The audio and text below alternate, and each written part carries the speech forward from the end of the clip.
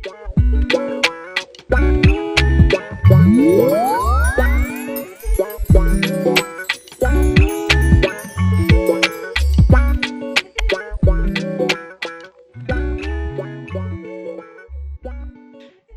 muito bom dia, bem-vindos a mais um episódio de Especialmente Normal. Hoje temos connosco como convidada a professora Ana da Silva. Bem-vinda, muito obrigada por ter vindo. Olá, boa tarde. Boa De tarde. nada, é um prazer para mim estar aqui convosco. Muito obrigada. Vou fazer aqui uma pequena apresentação muito breve de quem é esta professora. Ana da Silva é doutorada em Ciências da Educação, especialista em Educação... Diga. Não quero diplomas, não dê os diplomas. Não, calma. É só as primeiras 5 palavras. É só um bocadinho. Não, mas não é preciso dizer essas coisas. Pronto. Eu não estou aqui como doutorada. Exatamente. Pois não, e não está mesmo. É professora da Escola Superior de Educação de Santarém desde 1998, certo? Acho que é 99, mas olha que também já não sei. Ok, mesmo que não seja. É por aí. É por aí, exatamente. Já esteve envolvida em inúmeros projetos, desde as bibliotecas às prisões, certo? Sim, passando pelos hospitais.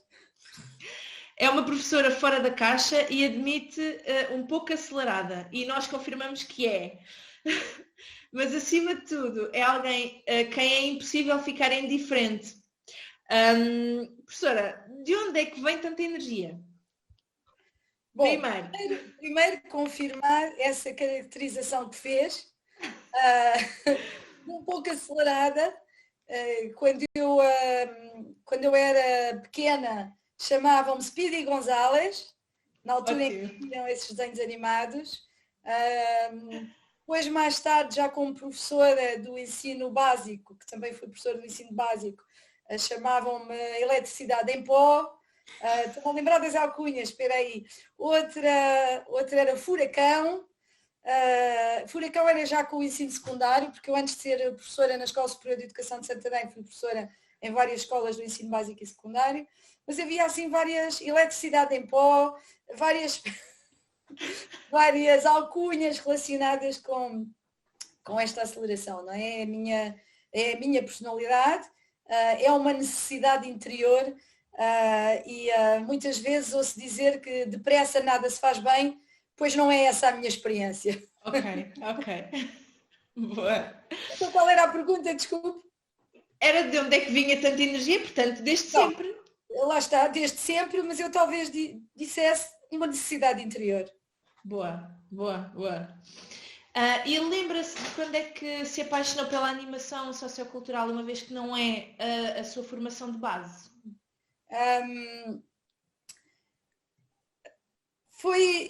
No início foi difícil, porque o que se passou foi que eu entrei para a Escola Superior de Educação de Santarém para o Departamento de Línguas e Literaturas, que é a minha formação de base em licenciatura e mestrado, e passados 2 anos pediram-me, ou nem isso, foi logo no final do primeiro ano, pediram-me para dar aulas de animação sociocultural.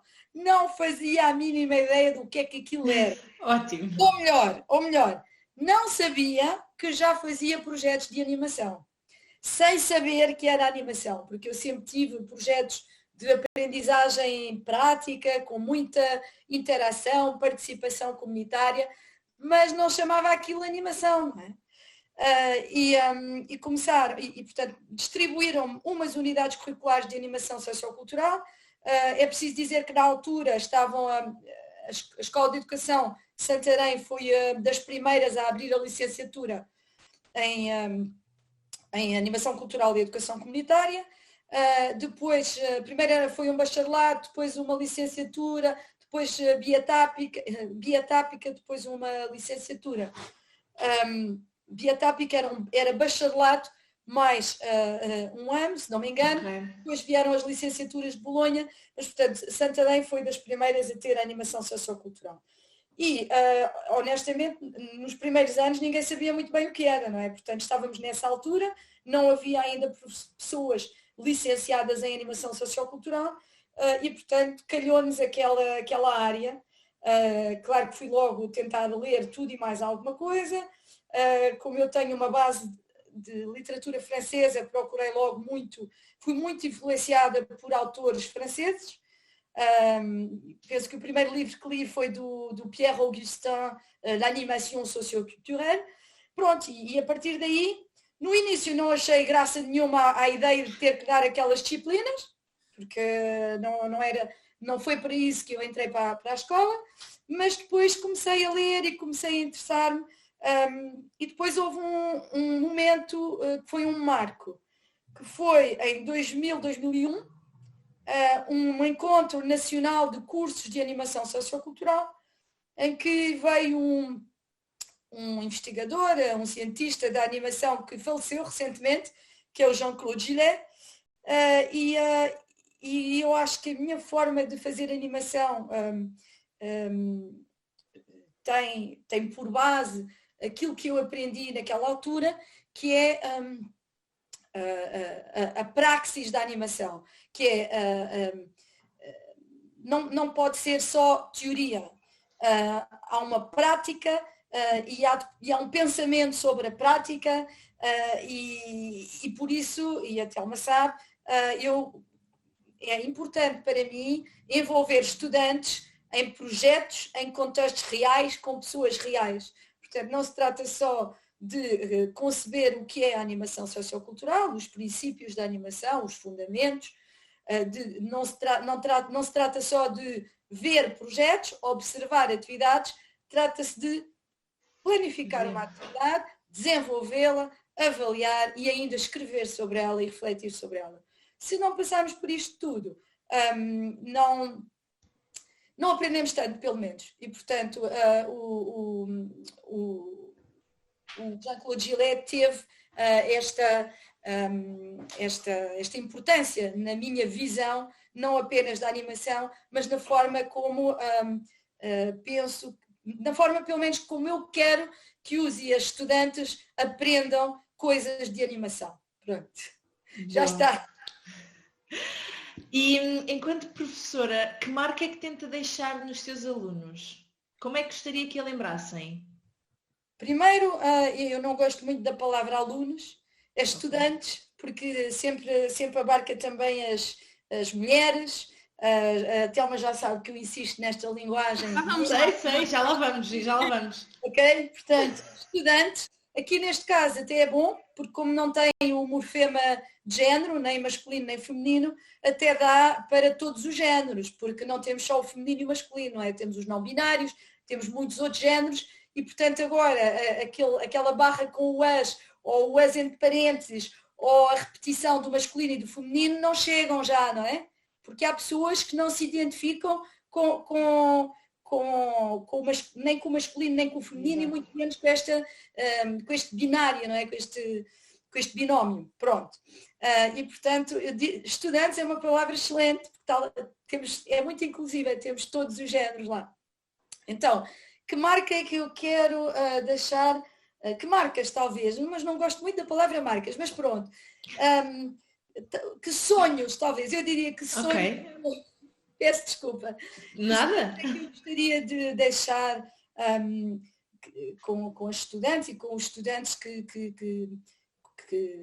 passam por mim e por quem eu passo, talvez aprender a ser feliz com aquilo que podemos fazer, com aquilo que podemos sonhar. Pensar que a felicidade pode estar numa borboleta, a felicidade pode estar numa escova de dentes, pode estar numa pastilha elástica e tentarmos ser felizes.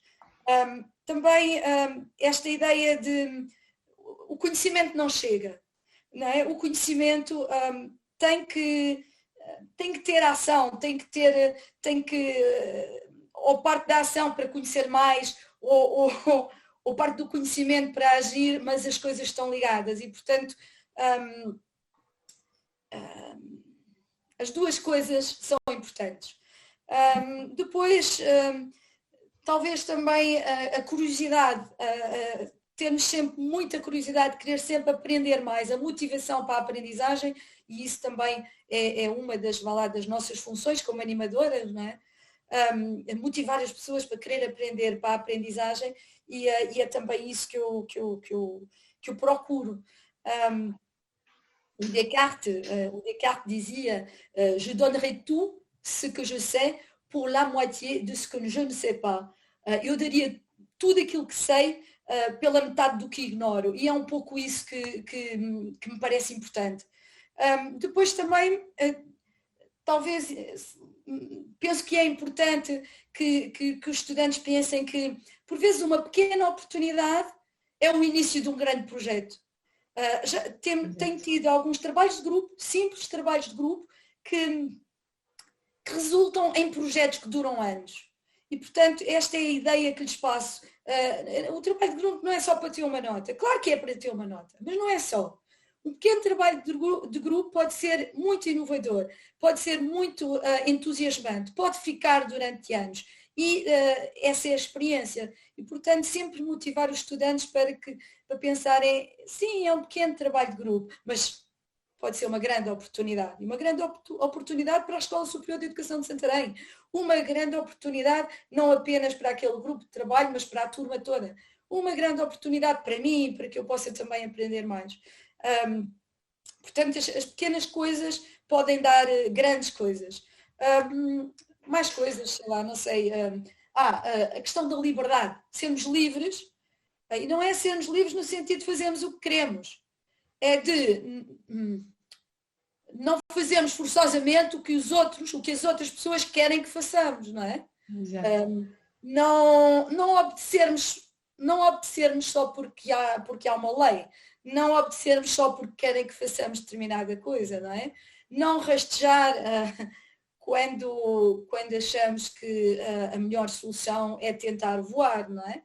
Ou até atirar-nos de uma falésia, porque há sempre essa possibilidade, quando nos atiramos de uma falésia, podemos construir asas para conseguir voar antes de cair em terra, antes de nos estatelarmos, não é? Portanto, a questão da liberdade também me parece muito importante. Não há animação sociocultural sem liberdade, e é preciso termos também definir-nos como nesta... E depois há a poesia também. A poesia, não temos que lhe chamar poesia, mas a questão de exprimirmos a parte misteriosa que nós temos, e que nós próprios vamos descobrindo com as outras pessoas, não é? Podermos exprimi-la através de palavras, através da voz, e por vezes pequenas palavras. E pequenas palavras que mudam uma vida. Porque eu às vezes conto, é a minha vida, não é? Eu estava há muitos anos sentada a chorar nas escadas da universidade, não era em Portugal, eu estudei em vários países, então estava a chorar sentada nas escadas da universidade. E eu tinha um professor que era um professor que tinha sido militar, um professor muito, muito exigente, tínhamos que ter muita disciplina, e se há uma coisa que eu não gosto é a disciplina. Eu aceito a disciplina se ela me for explicada. Se eu entender as razões da disciplina, aceito-a e cumpro-a. Agora, se eu não compreender a justificação da disciplina, não só não a aceito, como não sigo a disciplina. E então com este professor não era fácil, porque não era, para mim ainda era mais difícil, mas para a maioria das pessoas, o professor ele tinha sido militar, as aulas pareciam um regime militar, de facto. Ele parecia muito austero, muito, até mau às vezes, desagradável e impiedoso. E aliás, eu cheguei a ter um 0 num trabalho com ele, porque no dia em que era para entregar o trabalho, era um trabalho de literatura americana, e então era para entregar o trabalho, e eu nesse dia cheguei atrasada. E entrei na aula devagarinho para não fazer barulho, não é? Muito sorrateiramente, e o professor interpelou-me e disse: Ana da Silva, está a chegar a estas horas porque esteve a acabar o trabalho à última da hora? E eu disse que sim, é verdade, pronto, sim. E ele disse-me 0. foi mesmo só 0. E eu fiquei tão infeliz, porque eu tinha gostado muito de fazer o trabalho, queria que ele lesse o meu trabalho. E eu perguntei-lhe, mas professor, pode pelo menos lê-lo? Pode-me dar 0, mas pode pelo menos lê-lo? E ele disse-me que não. E foi um choque, porque eu não me importava de ter um 0. O que mais me doeu foi ele nem ler o trabalho. E, portanto, aqui a questão da disciplina. Não é?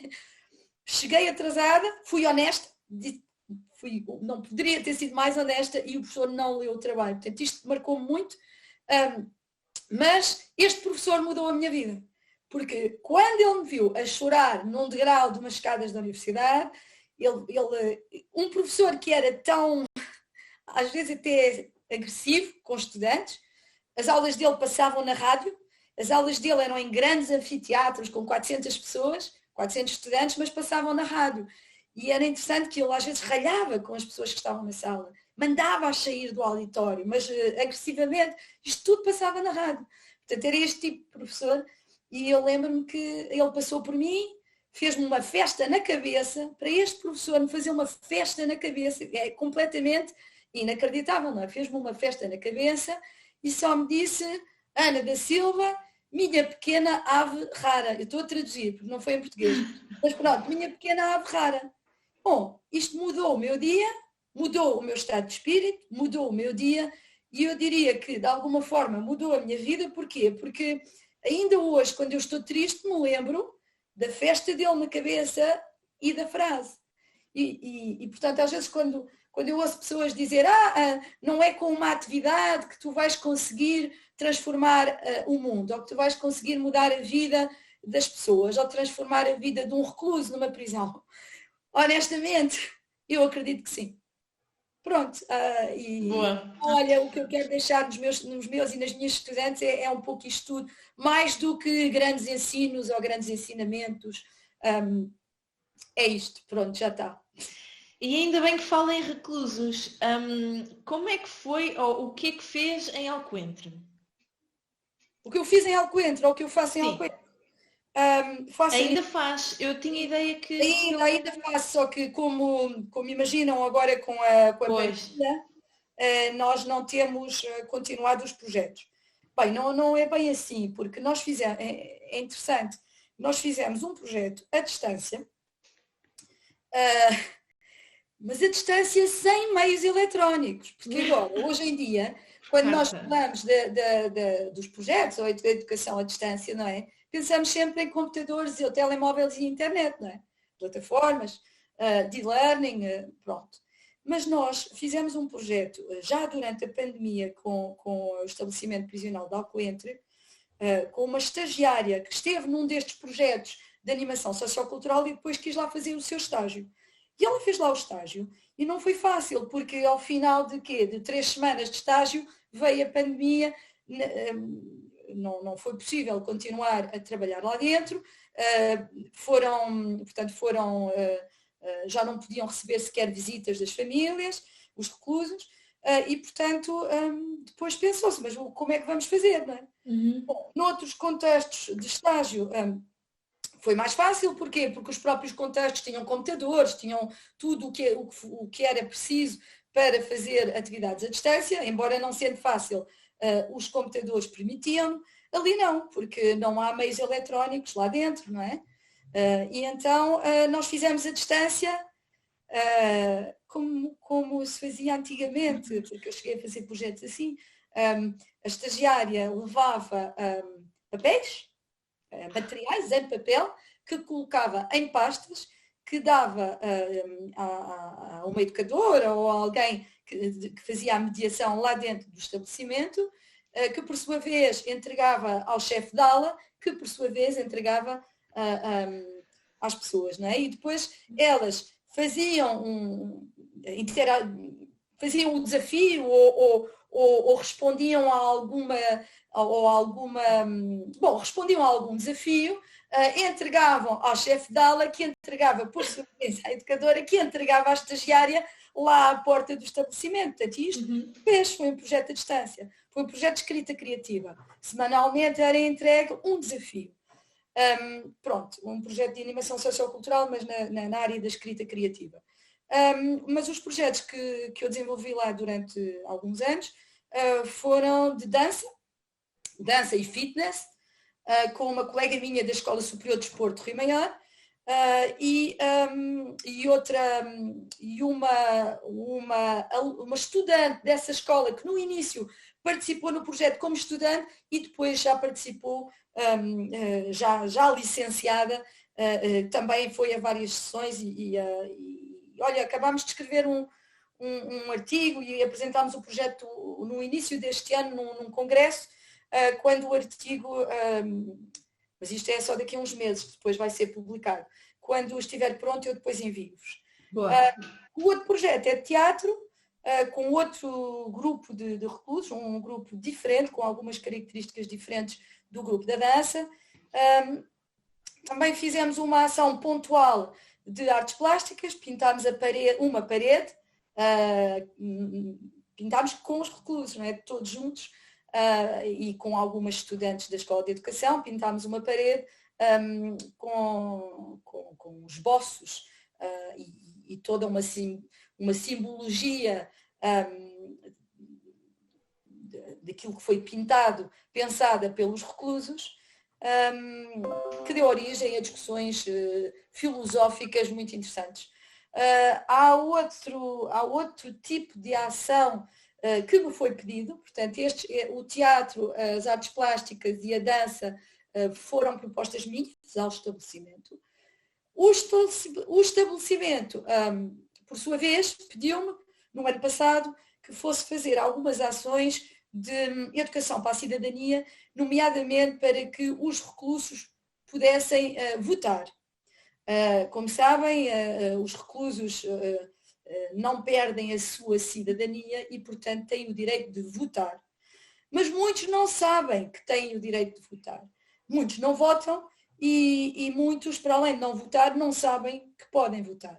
E então fiz esse tipo de ações também, que não foi só ir explicar que têm o direito de votar e que, como há muitos direitos que já não têm, se têm este, faz sentido votar dele, não é? Ir votar, como explicar como é que se processa o voto dentro dos estabelecimentos prisionais, porque é diferente e não é na mesma altura, é com antecedência.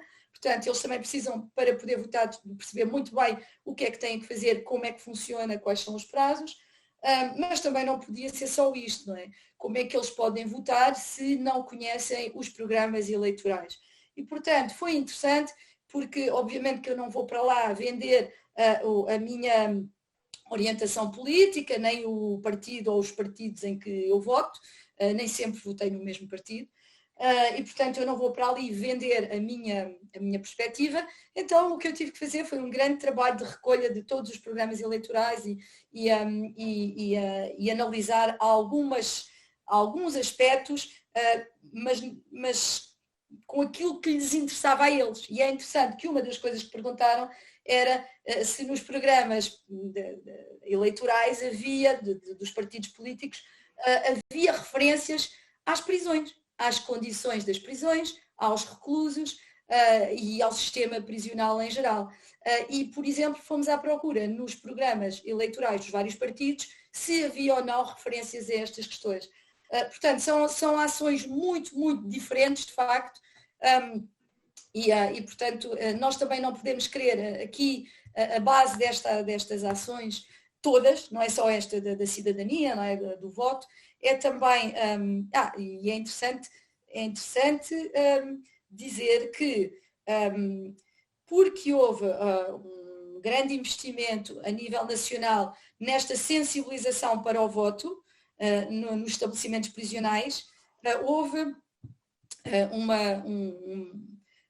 muito maior número de presos a votar.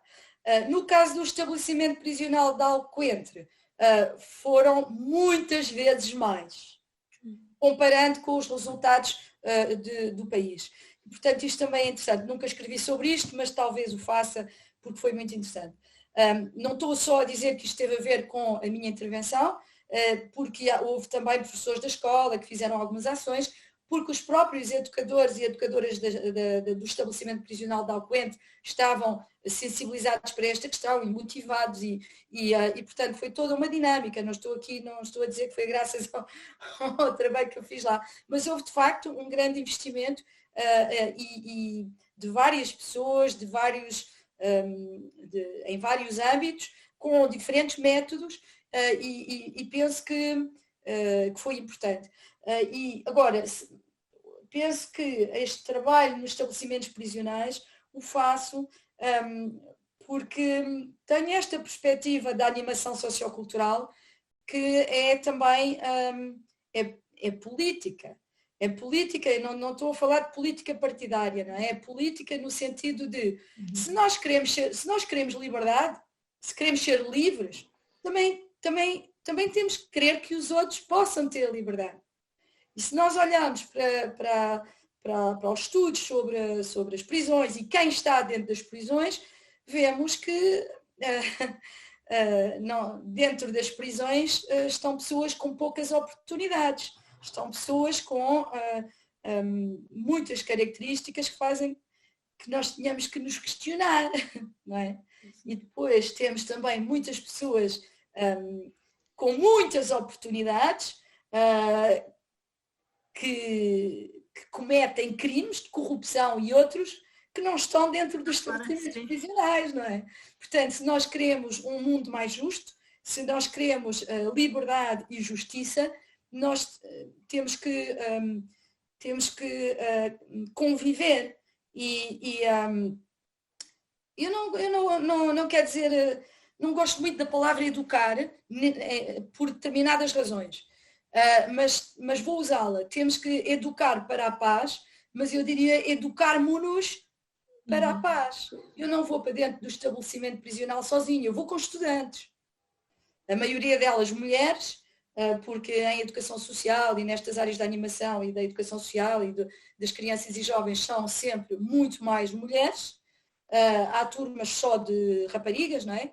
E como o estabelecimento prisional de Alcoentre é um estabelecimento prisional de homens, o que eu estou a fazer é, de facto, introduzir mulheres dentro de um contexto de homens. E penso que aprendem muitíssimo, de muitas formas. E não vou falar mais sobre isto, mas uma das coisas que é recorrente, porque é recorrente, dito de várias formas, mas é a mesma coisa, a última vez que foi dito foi por uma estudante que não se importa nada que eu diga, porque eu perguntei-lhe, que é a Margarida, que ao sair da primeira ação dentro do estabelecimento prisional me disse professora, são pessoas. E eu disse, como? E eu disse, como, Margarida? São pessoas, professora. E eu, Margarida, explique lá melhor, mas eu já sei o que é que ela quer dizer, porque de outras formas. E ela disse-me, professora, são pessoas normais. Bom, eu não vou comentar, nem vou dizer o que lhe disse, e a conversa toda em torno disto. São pessoas. Pronto, não vou agora comentar o adjetivo que ela acrescentou depois, mas de facto são pessoas. Pronto. E aprendem muitas coisas. Isto também. Pronto. Não vou falar mais, senão Ótimo. Era meia hora, que não podia estar mais de meia hora e já estou aqui, não sei quantas perguntas tem. Mas se eu responder a algumas perguntas, entretanto, não façam todas. Não, nós estamos a gerir, Há 2 anos, no âmbito de outro projeto, organizámos um evento Praticarte, aquele que estávamos a falar aqui um bocadinho em off. Este evento focava-se muito na aprendizagem através de metodologias de educação não formal, que é a base desta nossa organização. Para quem ainda tem dúvidas, consegue resumir, muito resumido, a importância destas metodologias para a aprendizagem das crianças e jovens e de toda a gente, no fundo. Olha que eu ia dizer isso, das crianças e jovens e de toda a gente. Exatamente, eu sei. Resumir. É difícil, não é? Não, Não? Boa. eu iria pegar naquilo que eu já disse, que é o conhecimento é ação, é prática, é aprender fazendo, é aprender a fazer, mas fazendo e fazendo com as pessoas. E eu acho que o praticar foi isto. E fazer e ter práticas ou fazer contextualizado. Através de uma perspectiva cultural. E a cultura é o que nos distingue, não é? É o que nos distingue enquanto seres humanos. O jogo também. O jogo é a base da civilização. Há um autor que se chama Huizinga, que escreveu muito sobre o jogo. Há um livro que é o Homo Ludens, Ludens de lúdico, não é? Que explica isto muito bem. O jogo é a base da civilização, nem sequer é a cultura, é o jogo. E o praticar teve muito a ver com isto, também aprendermos através dos jogos. E como eu valorizo muito esta dimensão da felicidade, o entrar no círculo mágico, o entrar dentro, quando eu entro no jogo, de alguma forma as minhas preocupações e os meus mais tenebrosos pensamentos ficam lá fora. E eu posso aprender melhor porque me sinto feliz, porque tenho prazer em estar ali com aquelas pessoas que são artistas ou que de alguma forma são mestres em algo, não é? E não é aprender forçosamente com PowerPoints, não é? Claro que também se usaram PowerPoints, mas a questão é que foi uma aprendizagem muito mais direcionada para a prática e para a prática através das artes, do que um ensino formal de utilização de PowerPoint, de prezes e etc. Depois, há outra coisa que me parece que foi muito importante no Praticarte, que tem a ver também com a questão da liberdade. Eu senti sempre que as pessoas podiam, não só na ação que eu dinamizei, mas também naquelas em que eu participei, porque eu participei em várias, senti sempre que havia uma atenção às necessidades interiores das pessoas. As pessoas ali, nas várias atividades, não se sentiam julgadas, como muitas vezes nos sentimos, não é? Não estavam preocupadas com um teste que vão ter que fazer, não é? Não vão ser examinadas. E então a aprendizagem flui melhor. E sentem que estão ali como indivíduos, não gosto da palavra indivíduos, estão ali como pessoas únicas que são, não é?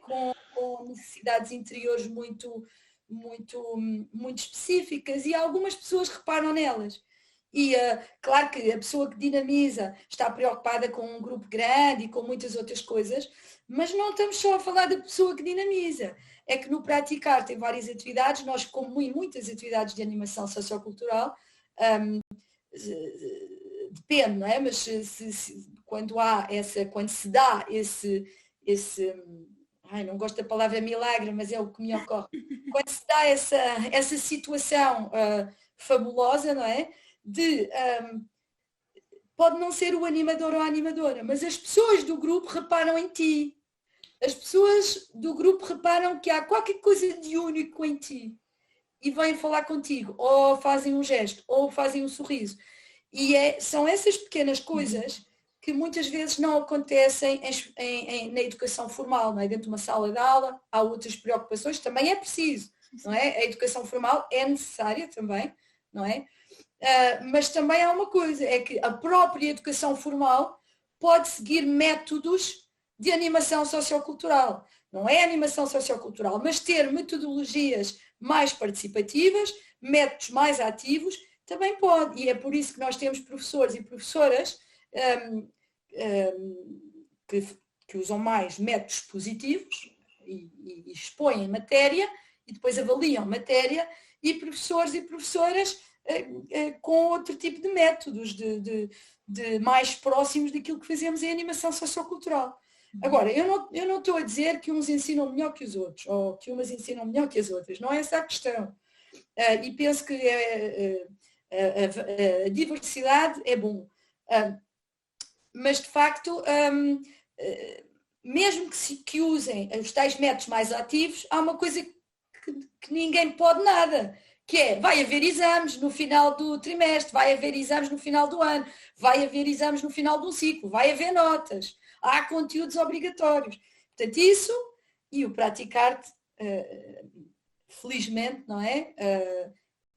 Foi outra coisa. E, portanto, é muito importante para que, sobretudo, crianças que no sistema de ensino, não é? No sistema regular de ensino, não se interessam, não gostam da escola, não é? Porque há muitos com planos de recuperação porque têm negativas a todas as disciplinas, menos a educação física às vezes, não é?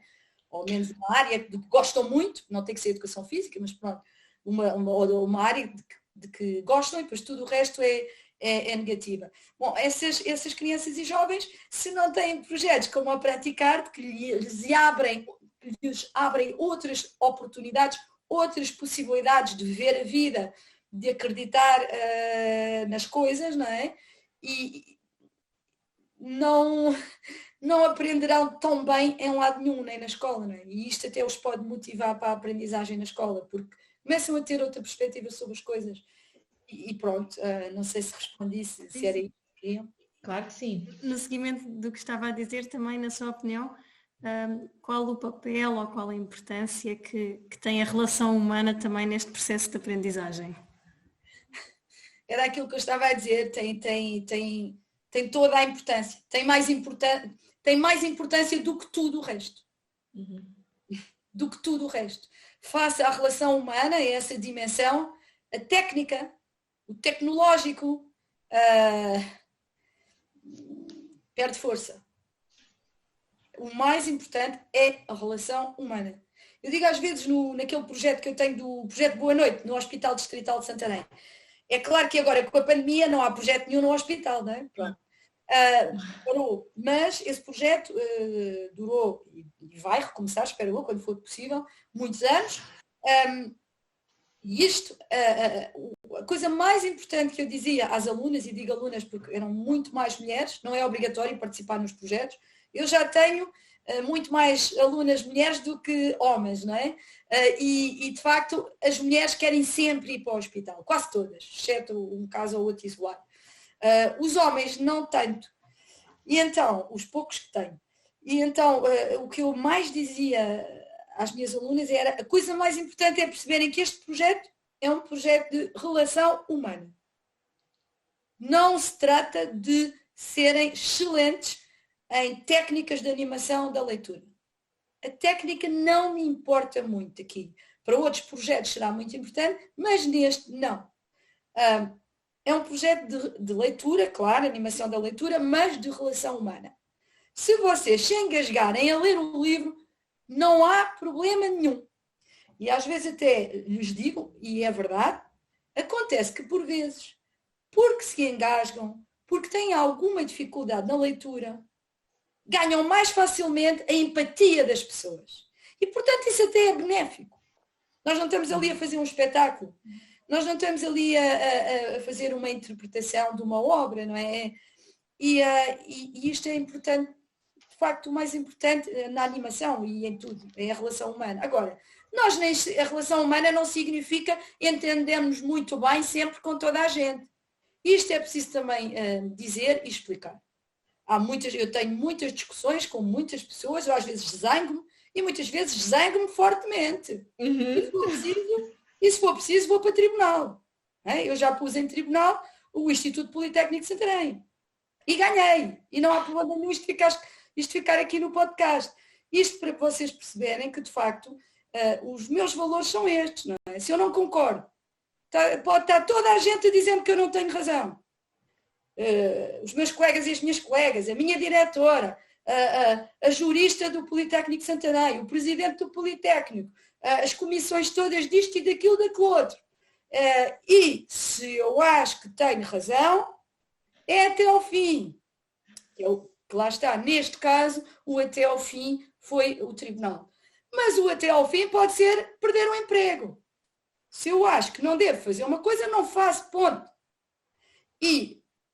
Ainda é mais complicado isto, na minha forma de ver a vida e na minha filosofia de vida, mesmo que toda a gente esteja de acordo com alguma ação ou com alguma forma de agir, e ainda que seja votado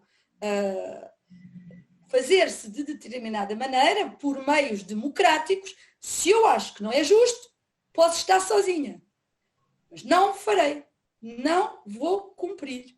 Claro que se justifica as razões pelas quais não se concorda, se tenta mostrar o nosso ponto de vista, mas eu não faço só porque toda a gente acha que é o que se deve fazer. Portanto, isto é a minha forma de pensar a vida e de pensar a animação sociocultural. Não temos todos que estar sempre de acordo uns com os outros. O consenso é uma coisa muito boa, mas pode não haver consensos. E não tem problema não haver consenso. O mais importante é a liberdade de pensamento, a liberdade de ação, obviamente, desde que não tenhamos consciência que também as nossas ações não vão prejudicar mais de nenhuma forma as outras pessoas. E também temos que avaliar que, se houver casos em que prejudique de alguma forma, temos que avaliar se a outra solução não prejudica ainda mais. E, portanto, não é fácil isto, não é? Sou muitas vezes acusada de desobedecer, não é? Desobedecer à lei, desobedecer ao que está estipulado, mas olhem que não é a primeira vez que depois me dizem que um regulamento não é legal. Há aspectos de regulamentos que estão publicados em Diário da República que não são legais. Ou que estão a ser interpretados de uma forma que não é correta. E, portanto, por vezes dizem-nos, mas é a legislação, é o que está escrito. Então nós podemos responder, mude-se a lei, mude-se.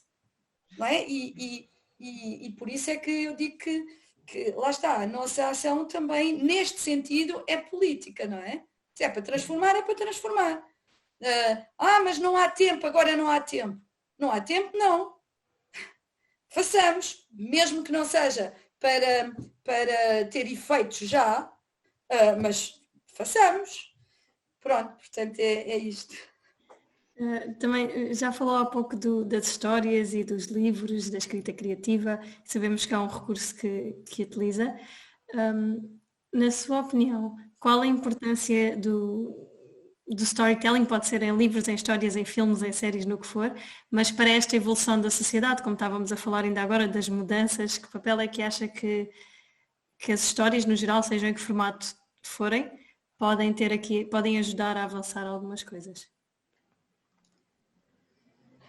As histórias podem ajudar as pessoas a chegar a tudo isto de que falei até aqui de uma forma mais profunda, de uma forma mais natural, de uma forma mais fluida, de uma forma inesperada, de uma forma mais eficiente e, em alguns casos, sem as pessoas terem propriamente consciência disso.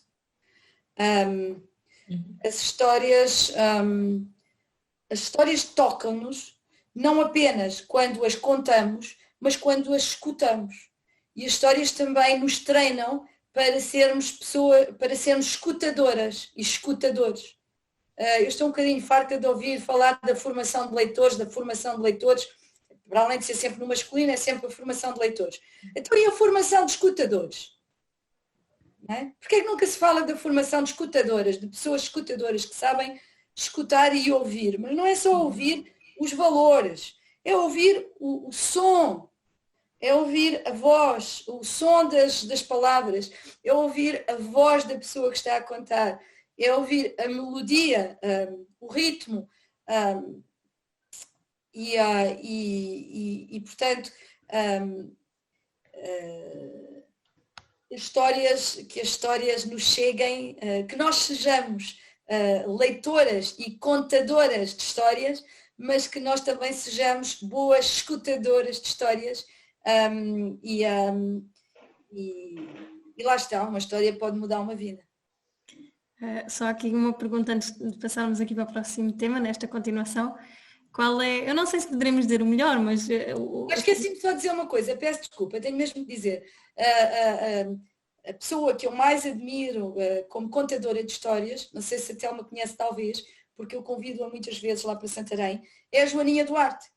E eu fui para esta pós-graduação na arte de contar histórias, porque ela é a co-coordenadora do curso e é professora, e portanto eu estou lá basicamente para ter o prazer de a ouvir mais vezes, embora eu sempre que possa convido a ir a Santarém, e pronto, e não poderia deixar de falar dela. Ela é que usa esta palavra de escutadora, ela ensinou-me a técnica dos contos rolados, eu acho que adaptei isso para o Praticarte. Lembram-se daquele novelo? Foi, não foi? Eu usei sim. Ali foi diferente, não usei a técnica dos contos rolados, foi ela que me ensinou,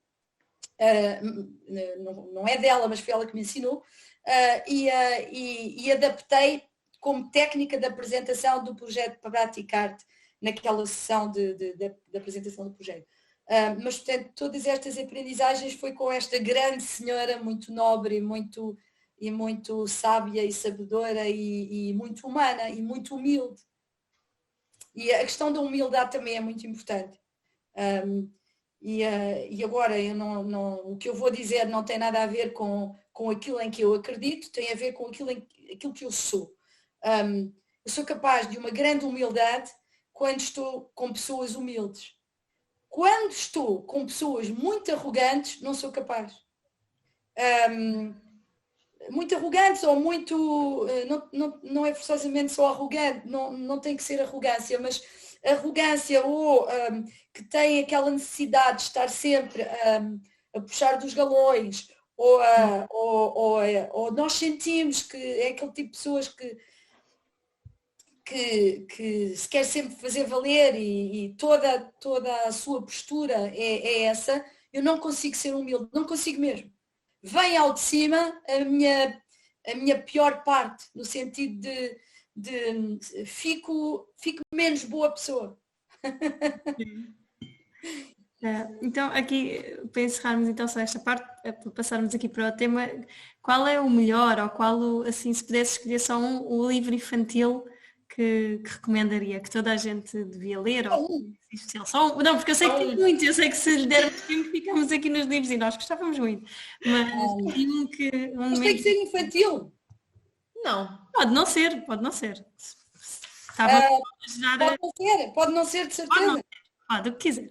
Então pode ser um texto relacionado com o Menino Jesus e o Natal? Pode? Certeza? Então espera aí, podem ser dois.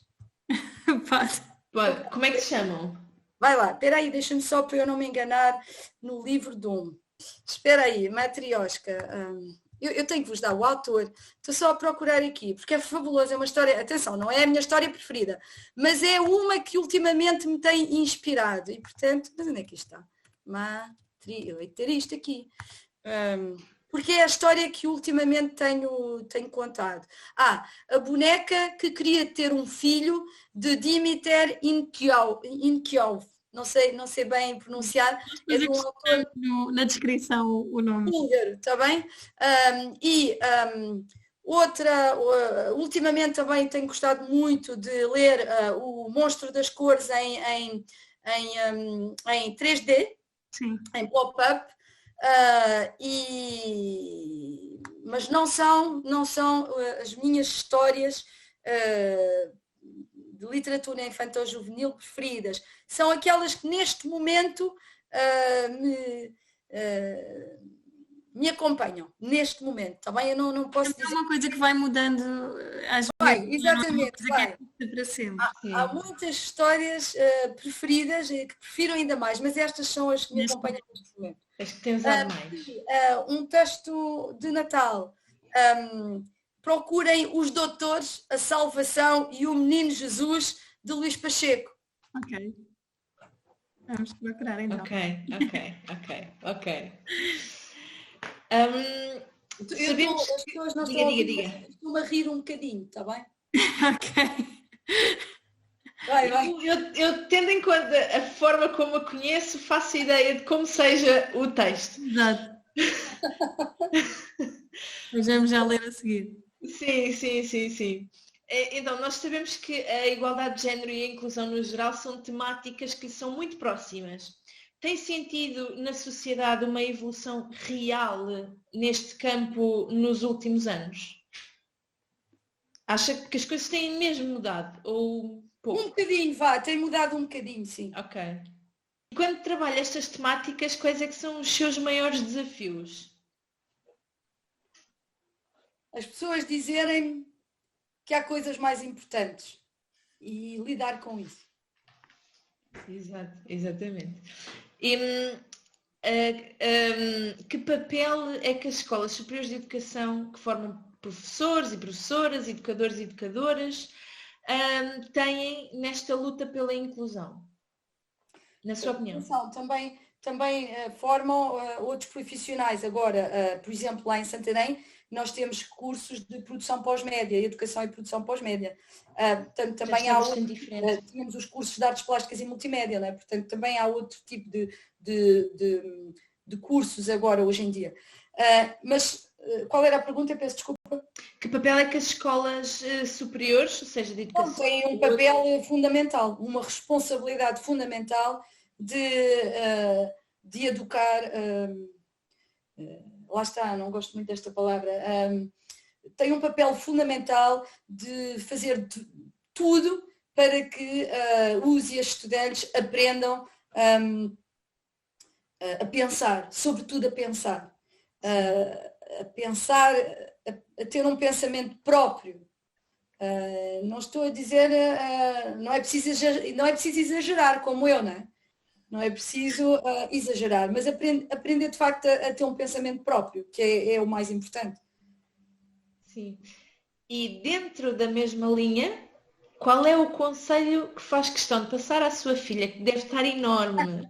A minha filha, o conselho. O conselho, ultimamente, há muitos conselhos, mas ultimamente não gosto da palavra conselho também, mas vamos usá-la, vá. Ultimamente, não, é como aos livros, não vos vou dizer o maior ou aquele que eu mais... ultimamente, o conselho tem sido... faz exatamente aquilo que sentes que deves fazer, estuda exatamente aquilo que sentes que deves estudar, não te preocupes com notas, não é uma nota que te define. Oh mãe, mas a média é isto, porque ela está no último ano, ela está no 12º ano, e então, mas a nota não interessa, qual nota? Faz exatamente, e ela está numa área, artística, e não é fácil, não é? Ela já está preocupada com aquilo que vai acontecer depois dos 12º ano, e se tem trabalho, se não tem trabalho, porque obviamente ela ouve dizer à sua volta, por praticamente toda a gente, que não é fácil arranjar trabalho, e muito menos na área artística, e muito menos na área da música, e não sei o quê. E o que eu lhe digo não, nem sequer tens que ir para a universidade, não tens que ir para o ensino superior, faz o que queres. E ela já me disse que o que quer é de facto ir fazer jazz e e portanto pediu para tirar um ano, não é? Que não estudar jazz, que não lhe dá nenhum grau, não é? Agora, o que eu lhe disse é, mas se quiseres, inscreves-te na mesma na universidade e vais fazendo algumas disciplinas por exame. Há algumas, talvez consigas ler livros e estudar, e mesmo que não tenhas tempo para ir às aulas, vais fazer o exame. E o resto do tempo fazes jazz. E ela disse-me, está bem, portanto, o último conselho foi este. Pronto. Boa. Há pouco já falou aqui um bocadinho. Nós encontramos um vídeo de uma sessão que a professora fez sobre a igualdade de género. Eu penso que foi o ano passado, 2019, não tenho a certeza. Mas nós ficámos aqui um bocadinho curiosas porque nós sabemos, como disse no início, que há aqui esta questão do uso e dos ads e do masculino e do feminino, mas também nessa sessão a professora dizia que tem sido uma batalha que tem feito, mesmo nos documentos da ES e tudo mais, tem feito isso ao longo dos anos, mas que realmente entretanto tinha percebido que se calhar não era a questão do uso e do desejo, não resolvia, porque exatamente por haver pessoas que não se identificam aqui com esta questão binária só, e nós queríamos saber se já encontrou, entretanto, aquilo que eu acho que o ano passado já encontrou que alguma forma... Não encontrei e de facto não imaginam, eu continuo a usar os us e os as e as repetições, não é? Os professores e as professoras, por vezes repito, mas não imaginam como atualmente não me sinto muito bem já com isso. Lá está, a vida é isto, não é? Aquilo que julgava estar muito bem há uns anos, já não penso nada disso e nem sequer me sinto bem a fazê-lo. Faço porque sinto que sempre é mais inclusivo do que usar só o falso neutro, não é? O masculino genérico, como lhe queiram chamar, mas não me sinto bem. Porque hoje em dia tenho uma consciência que não tinha há uns anos, é que não há dois géneros. E portanto não me sinto bem. Então penso que tem que haver mesmo uma evolução da gramática e a criação de outros morfemas de género, que não tem que ser forçosamente um morfema neutro, mas tem que haver um pensamento ao nível da gramática que me parece importante. Agora lá está. Quem é que está interessado nisto? Ou quem é que está interessado e atenção, já houve aí um plano municipal para a igualdade, se não me engano era o terceiro plano, não municipal, peço desculpa.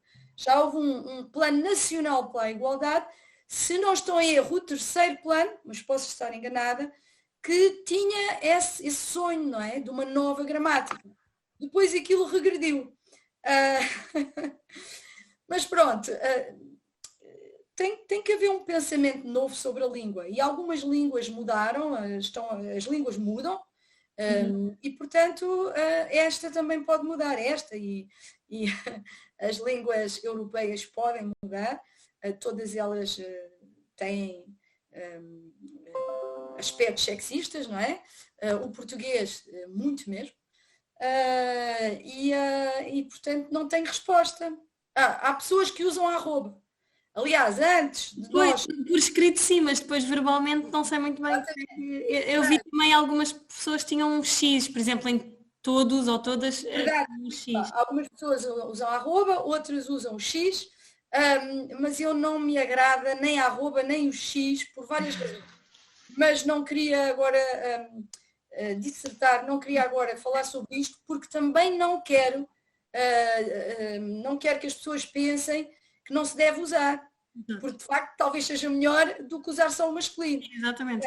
Eu ainda não tenho isto muito bem pensado e portanto prefiro não falar, porque ainda não amadureci o suficiente, do que correr o risco de dizer alguma coisa que possa ser prejudicial, mais do que benéfico. As tentativas já são pelo menos uma tentativa de ser mais inclusivo, sendo a mais acertada. Qual foi esse filme? Vídeo. Mas que vídeo é que há? Eu não vi vídeo No nada. YouTube. Aquilo ainda é 1 hora e tal. Podem me enviar o link. É que eu nem sei do que é. Não enviei, Telma, depois partilhas. Eu acho que tinha. Sim, eu depois partilho consigo. Eu não sei que vídeo é, não sei quem é que mandou a filmar, eu não me importo que me filme. É uma sessão inteira e eu. Mas uma sessão inteira. Acho que é numa biblioteca, não é? Eu penso que aquilo dá-me ideia que será com uma organização, os funcionários de uma organização, ou não sei muito bem, mas até lá então enviam-me o link, porque eu vou ver. A nossa pesquisa encontramos e tinha lá muita informação interessante. E nós usamos. Vamos inspirar em algumas perguntas. Fizeram bem o vosso trabalho de casa dentro Sim. Outra coisa que eu acho foi também que a professora dizia que é uma recoletora, gosta muito de acumular coisas. Confirma-se, todo tipo de coisas, tem algum tipo que algo gosta de colecionar? Confirmo. Tenho projetos de arte especificamente direcionados ou especificamente baseados nesse conceito de criar arte com resíduos. Arte é lixo. A ideia de arte é lixo, ou lixo é arte, pode ser arte. E, portanto, em vez de deitarmos os resíduos para os ecopontos, já não devemos usar a palavra lixo, devemos dizer, não se pode já dizer deitar para o lixo, devemos dizer deitar para os ecopontos. Portanto, em vez de deitar para os ecopontos os resíduos que produzimos, que também é bom deitar para os ecopontos, Mas em vez de o fazermos, podemos usá-los para criar obras de arte. E, portanto, como eu própria, não tendo nenhum diploma em artes, mas sou artista e produzo arte, como eu própria sou artista, tenho esta sorte, não é? Este privilégio de ter uma divisão da casa que é pequenina, mas é maior que uma despensa, que está de facto cheia de... algumas amigas minhas dizem porcaria, não é? Material essencial. Pronto, a minha filha diz tralhas. Mas o que é certo é que, por vezes, não só para obras de arte, mas para determinadas necessidades que nós temos na vida do dia a dia, a minha própria filha me diz, vê lá se não tens lá nas tuas tralhas isto, aquilo e aquilo. E é que às vezes tenho mesmo. Portanto, até com por exemplo, eu dou só um exemplo, aquelas etiquetas de papel das roupas. Sim. Que dizem todo o tipo de marcas, não é? Pronto. Muitas delas são brancas, têm de facto o preço ou um código de barras, mas depois são brancas. Então, isso são os meus cartões de visitas. O que é que eu tenho? Tenho um carimbo com o meu nome, com os meus contactos, com o meu número com o meu ID de investigadora, com tudo. E eu cada vez que compro roupa ou que alguém aqui em casa compra roupa, já toda a gente sabe que tem que me deixar as etiquetas, ou algumas amigas também, mas guardam quando são bonitas, etiquetas bonitas. Eu carimbo aquilo e é o meu cartão de visita. Pronto, é uma etiqueta de roupa. Portanto, e de facto é giro. E dá ideias a outras pessoas, não é? Para que nós gastarmos dinheiro em imprimir cartões de visita? Se podemos pôr um carimbo numa etiqueta de roupa que vamos deitar para o ecoponto. Mais uma vez insisto, não vale a pena dizermos já deitar para o lixo. Porque continuarmos a dizer deitar para o lixo significa que dentro das salas, e da maioria das salas de aula deste país é isto, ainda temos o quê? Um balde do lixo em que se mistura tudo. Não é? Portanto, isto também tem a ver com a linguagem, não é? Evitarmos dizer deitar para o lixo. Dizemos deitar para os ecopontos. Mesmo que não haja ecopontos dentro da sala de aula, porque há sempre uma possibilidade que é, ok, eu só tenho um balde do lixo na sala de aula, mas talvez seja melhor guardar os resíduos e deitá-los lá fora nos ecopontos. Não sou obrigada a usar o lixo que está dentro da sala de aula. Quem é que me obriga a usar o balde do lixo que está na sala de aula? Pronto, portanto... No nosso projeto, por acaso, no antigo projeto, nós só tínhamos caixote de lixo normal, digamos assim, mas com a Telma até construímos os caixotes de reciclagem com pacotes de leite vazios. Muito bem. Pintaram e decoraram e tudo. Muito bem. Pronto. Ainda estão a uso. Muito bem, pronto. E aí aí devemos de facto reforçar. Não, isto não é um lixo. Sim. Deita para o lixo. Eles é que trouxeram os pacotes de leite de casa, já vazios, e pronto, foi esse processo todo. Por acaso, também tive uma fase de fazer coleção de etiquetas, mas nunca me lembrei de utilizá-las para cartão de visitas. Para aprender. Então este podcast também serve para isso, para dar algumas ideias. Exatamente, é mesmo para isso, foi mesmo para isso que ele foi criado. Professora, o que é que faz alguma coisa conscientemente, que acredito que sim, para garantir que nunca deixa de aprender ou de evoluir ao longo da vida? O que é que eu faço? O que é que procura? Não sei se isto é algo que... Não sei. O que é que eu faço para nunca deixar de aprender? Estudo, leio, sonho, lavo os dentes e bebo leite de arroz. Muito bem. Se criassem um feriado, digamos assim, um dia, em sua homenagem, o que é que gostava que as pessoas tivessem a fazer nesse dia? Assim, uma coisa que gostasse que, ok, então neste dia, já que é a minha homenagem, gostava que toda a gente fizesse. Então vou dizer o que eu digo à minha filha quando eu morrer, quero que cantem. Ok. Eu não sei cantar, tenho tanta pena. Não sei cantar, porque senão faria projetos de música fabulosos, de animação musical fabulosos, mas não sei cantar. Também faço projetos com música, mas não é com música, mas não é com canções cantadas por mim, e tenho imensa pena. E nunca me desafiei a fazer um curso de música, mas talvez um dia. Bom, a minha filha diz que nem com um curso de música. Simpática. Foi tudo para a filha, a energia musical, o talento. cantem para mim. E é isso, é quando eu morrer, eu não quero uma única flor. E se as pessoas que me conhecem e que gostam de mim já sabem, eu não quero flores. Não quero uma única flor no meu funeral. Quero música, quero canções, quero que as pessoas cantem. E acredito mesmo que vou ouvir, pronto. É daquelas coisas, é um sonho, é uma crença, é uma fé. Quero que cantem. Professora, eu sou daquelas pessoas esquisitas que têm uma lista de palavras preferidas e a professora já disse aqui algumas que não gosta. Tem assim uma ou outra palavra preferida? Preferida?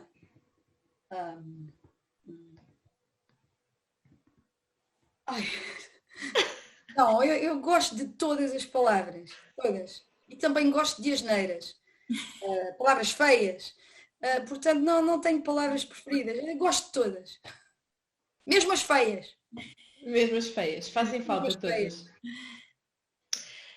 Nós temos sempre uma pergunta do convidado anterior. Esta não fomos nós que fizemos. Certo. Então, o convidado anterior pergunta: se pudesse ser muito boa num hobby, qual seria? Cantar, se calhar. Eu tenho que pensar. Cantar e patinar no gelo. Boa. Cantar e patinar no gelo. E de facto, não acho que não teria hipótese nenhuma. E então agora que tenho artrose precoce, não posso mesmo fazer patinagem, nem canoagem posso fazer, mas faço, pronto. Fico toda partida, mas... Sim, patinagem se calhar um bocadinho mais. Patinagem e música, canto. Não é música, Boa. é canto. Boa. E o que é que para si é especialmente normal? Especialmente normal. Desobedecer. É verdade. Muito bom. Então, professora, estamos mesmo a terminar. Temos aqui só mais uma pergunta, que é aquela para a qual, em princípio, já estará preparada, que é: que pergunta é que nunca lhe fazem e gostava que fizessem? Esta, eu sabia, era a única pergunta que eu sabia que me ia fazer, então preparei-a e pensei muito nela e surgiram muitas perguntas, mas acabei por decidir. E a pergunta é esta: porquê é que o azul é preto? Ok. Ok. E tem resposta? Não.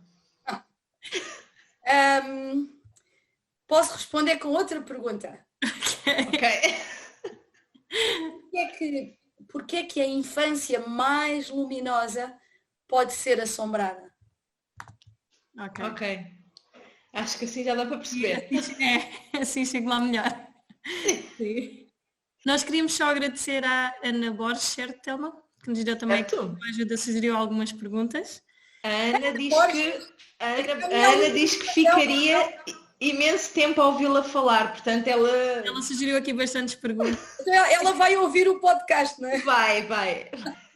Ok, professora, muito obrigada por ter De nada, vá. Obrigada, gostávamos muito. Boa saúde, bom descanso, bom ano. Igualmente. Festas, tudo bom para vós. Boa E tarde. para a associação também, tudo bom. Obrigada. E tudo bom também para os ouvintes, para os e as ouvintes, pessoas escutadoras dos vossos podcasts, sobretudo este, que vão ter que ter muita paciência. Não é o maior, não é de todo. Não é de todo o maior. Ainda bem. Pronto, então adeus. Adeus, boa tarde. Obrigada. Obrigada também. Obrigada. Adeus.